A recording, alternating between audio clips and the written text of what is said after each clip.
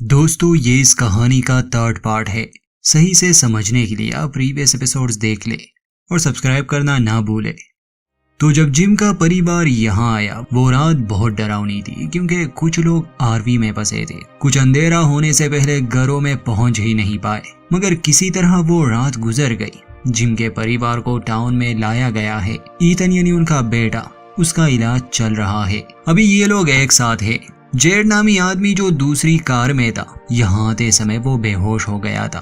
उसे होश आता है वो भी आधी रात को। वो चिल्ला रहा था क्योंकि केनी ने उसे बेड से बांधा था। अब डोना उसके पास आती है, कहती है कि चिल्लाओ मत, सब सो रहे हैं। जेड हैरान था, पूछता है कि तुम कौन हो, मैं कहाँ हूँ। सुबह डोना उसे सारी बात समझाने की कोशिश करती है क्योंकि जेड नहीं जानता था वो कितनी बड़ी मुसीबत में है। जेड एक बिलियनर था, उसमें एटीट्यूड भी था। खैर, जब डोना उसे सारी कहानी सुनाती है कि असल में ये जगह क्या है, रात को क्या निकलते हैं और उसका दोस्त टॉबी मर चुका है उन राक्षसों के हाथों। जेड एक लम्हे के लिए खामोश हो जाता है, फिर वो हंसने लगा, उसे गाली देता है और कहता है कि तुम सबने क्या एक्टिंग की, ये जरूर टॉबी का कोई प्रैंक होगा, मैं उसे जानता हूँ। वो डोना से कहता है कि तुमने तो कमाल कर दिया, बिल्कुल कैरेक्टर में घुस चुकी हो तुम। एलिस से कहता है कि तुम्हें मेहनत करनी चाहिए। डोना और एलिस कुछ नहीं कहते क्योंकि ऐसे तो वो जेड को यकीन नहीं दिला सकते थे। जेड ये मानने को तैयार ही नहीं था। फिर वो कहता है कि अब आगे क्या मुझे कोई मिस्ट्री सॉल्व करनी होगी जिससे मैं स्केल के दूसरे पड़ाव में जा सकूं। वो ना एलिस की बात सुनता है ना डोना की, बल्कि वो तो तारीफ करने लगा कि ये सब तुम लोगों ने कितना असली बनाया है। जेड इतनी आसानी से यकीन करने वाला नहीं था। वो बाहर निकलता है। एलिस डोना से पूछता है कि क्या आप चाहती है कि मैं उस पर नजर रखूं, तो डोना कहती है कि नहीं, ये टाउन से दूर नहीं जा सकता। रात होने से पहले इसकी अकल खुद ही ठिकाने आ जाएगी। जेड बाहर आता है, एक लड़की से साइकिल लेता है और टाउन का चक्कर लगाने लगा। जेड जितना खुश और एक्साइटेड लग रहा था इस टाउन में और कोई भी नहीं था, क्योंकि उसे अभी तक अंदाजा ही नहीं कि वो एक जहन्नुम में फंसा है। वो डाइनर में जाता है और केनी से बात करता है। जेड को लग रहा था यहाँ हर इंसान एक्टर है। केनी से कहता है कि क्या तुम मुझे कोई हिंट दोगे जिससे मैं ये मिस्ट्री सॉल्व करूं, मगर केनी बेचारा भी उसकी बात नहीं समझ पा रहा था। पूछता है कि तुमने किसी से बात की। जेड कहता है कि हाँ, वो डोना नामी औरत। खैर, केनी भी हैरान था। उसे पता था कि यहाँ आने वाले हर इंसान को थोड़ा समय लगता है। कॉफी पीने के बाद जेड वहाँ से चला जाता है। अब हमें शेर बॉयड दिखाया जाता है जो काफी परेशान था। परेशान इसलिए क्योंकि प्रैंक के परिवार के साथ जो हुआ, दुख तो उसे इस बात का था ही कि वो बेचारे मर गए, मगर बॉयड ने इस कम्युनिटी में कुछ नियम बनाए थे। एक नियम ये भी था कि अगर किसी की भी गलती की वजह से टाउन का कोई मर गया या किसी ने जानबूझकर किसी को मार डाला, तो उसे यहाँ एक बॉक्स में रखा जाएगा। ये बॉक्स बॉयड ने ही बनाया था। जिस इंसान को सजा देनी हो उसे बॉक्स में रखा जाएगा और फिर वो राक्षस आकर उसे मार देंगे। आज तक बॉयड ने ये बॉक्स यूज तो नहीं किया था और अब प्रैंक दोषी था, उसे सेल में रखा गया था। बॉयड उसके पास जाता है और कहता है कि देखो प्रैंक, मुझे तुमसे कोई जाती दुश्मनी नहीं है। प्रैंक खामोश था, फिर कहता है कि लॉरेन तुम्हें पसंद करती थी। वो अक्सर कहती थी कि तुम बाकी सब की तरह नहीं हो, सबको सुरक्षित रखने के लिए तुम सख्त फैसले लेते हो। असल में बात ये थी कि बॉयड ये नहीं चाहता था कि वो प्रैंक को सजा दे। हाँ, इसमें प्रैंक की गलती थी कि उसका परिवार मारा गया, मगर प्रैंक शुरू से ऐसा नहीं था। ये जगह इंसान को पागल बना देती है, इसीलिए वो बाहर में जाता था कि अपने गम को बुला सके। मगर बॉयड ने ये नियम सारे कम्युनिटी के सामने ही बनाए थे, तो अब इससे पीछे हटना मुश्किल था। केनी और उसकी माँ भी बहुत दुखी थे क्योंकि केनी की पिता की मौत हो गई। असल में वो सेरा नामी लड़की, वो डाइनर में ही काम करती थी एलिजाबेथ के साथ ही।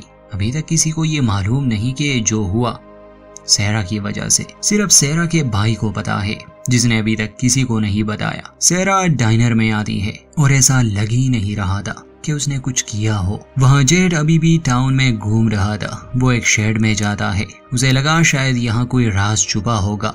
वो जैसे ही अंदर जाता है, सामने ही वो देखता है कि एक लाश पड़ी है और उस लाश के ऊपर एक भारी भरकम पत्थर है। जेड हैरानी से देखने लगा तो वो लाश आवाजें निकालने लगी। डर के मारे जेड जमीन पर गिर गया। जब वो दोबारा देखने की कोशिश करता है तो वहाँ कुछ भी नहीं था। इसने जेट को डराया जरूर, मगर अब भी वो यही मान रहा था कि ये किसी तरह के स्पेशल इफेक्ट्स हो सकते हैं। वो उस शेड से बाहर निकलता है और वापस से टाउन में जाता है। वो चिल्ला रहा था, अपने दोस्त टॉबी की तारीफें कर रहा था कि ये सारा खेल उसी का है। ईथन को अभी भी सफेद कपड़ों में वो छोटा लड़का नजर आ रहा था। ईथन उसकी तरफ देखकर हाथ हिलाता है तो वो लड़का भी उसे हाथ हिलाता है और मुस्कुराता है। अब सवाल ये है कि अगर वो राक्षस सिर्फ रात को ही निकलते हैं तो ये बच्चा दिन के समय यहाँ क्यों है? ये तो कोई चुपी बात नहीं कि ये इंसान नहीं, क्योंकि अब हम इस कहानी को काफी समझ चुके हैं। और ना ही ये कोई भूत हो सकता है, क्योंकि ये भूतों वाली कहानी तो नहीं। खैर, कुछ देर बाद ईथन अपनी बहन जूली से कहता है कि मुझे बाहर जाना है। जूली उसे बाहर ले आती है। बाहर विक्टर खड़ा था। वो कोई हिसाब लगा रहा था, जैसे वो एक इमारत और जंगल का फासला नाप रहा था। ईथन उसके पास आता है, पूछता है कि ये तुम क्या कर रहे हो? विक्टर अजीब सा है और उसके अजीब होने की वजह ये है कि वो छोटा बच्चा था जब वो यहाँ आया था, मतलब फंसा था। वो अपनी माँ के साथ आया था। उसने अपनी माँ को खो दिया, बल्कि उसने सभी को खो दिया जिन्हें वो जानता था। वो यहाँ अकेला ही पला बड़ा। उसके पास अभी भी अपने बचपन का वो लंच बॉक्स था और बच्चों की तरह वो ड्राइंग्स बनाता था। इस समय वो ईथन से बात नहीं करना चाहता था, मगर ईथन बार बार सवाल पूछ रहा था। इस पर विक्टर कहता है कि मुझे लगता है ये पेड़ अपनी जगह से हिल रहे हैं।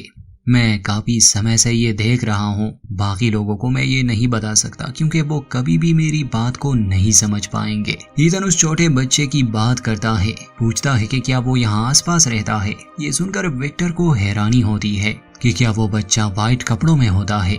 ईथन जवाब देता है कि हाँ। विक्टर ज्यादा कुछ नहीं कहता, बस इतना कि अगर वो तुम्हें दोबारा दिखे तो उसे कहना कि विक्टर ने याद किया है। इसका मतलब कि विक्टर भी उसे जानता है या फिर उसने भी उसे देखा है। कुछ देर बाद जूली आती है और ईथन को अंदर ले जाती है, क्योंकि उसे विक्टर से ऐसे ही डर लगता था। विक्टर की यह बात कि पेड़ अपनी जगह बदल रहे हैं, इसका मतलब यही है कि ये पूरी की पूरी जगह किसी के कंट्रोल में है। फादर आता है जिम के परिवार से मिलने और उन्हें कहता है कि अब तुम लोग यहाँ रहने वाले हो, हम तुम्हें कम्युनिटी में एक घर दे सकते हैं। वो ये भी कहता है कि यहाँ रहने का पहला नियम यही है कि हम सब इकट्ठा होंगे, जिसमें हर इंसान ये चुनता है कि उसे कम्युनिटी में रहना है या फिर कॉलोनी में। एक बार आपने जगह चुन ली तो आप अपना फैसला नहीं बदल सकते। अगर आप टाउन में रहने का फैसला करते हैं तो यहाँ आपको अलग घर दिया जाएगा, मगर नियम ये है कि रात को आप खिड़कियाँ और दरवाजे बंद कर लिया करें। इन दरिंदों से बचने के लिए हमारे पास पत्थर के ताबीज है।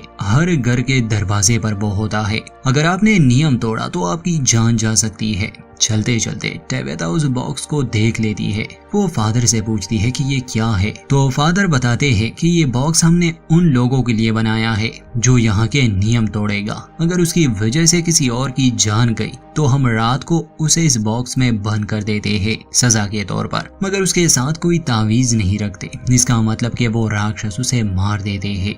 ये सुनकर जिम और टेबेथा को काफी हैरानी होती है। जिम पूछता है कि ये बॉक्स कितनी बार इस्तेमाल हुआ है। फादर कहते हैं कि आज रात ये पहली बार होगा, क्योंकि फ्रैंक को इसमें रखा जाएगा। इसके बाद फादर उन्हें घर दिखाने ले जाते हैं और साथ ही ये भी बताते हैं कि आपके आने से पहले यहाँ एक परिवार रहता था, मगर उनके साथ एक हादसा हुआ। ऊपर का कमरा दिखाने के बाद टेबेथा काफी घबरा जाती है, पूछती है कि क्या यहाँ एक बच्ची की मौत हुई है, ये सब आखिर हुआ कैसे? तो फादर कहते हैं कि लापरवाही की वजह से इस बच्ची मेगन के पिता नशे की वजह से घर ना आ सके और उन दरिंदों ने इनका शिकार कर लिया। जिस घर में बच्चे होते हैं वहाँ खास ख्याल रखना पड़ता है।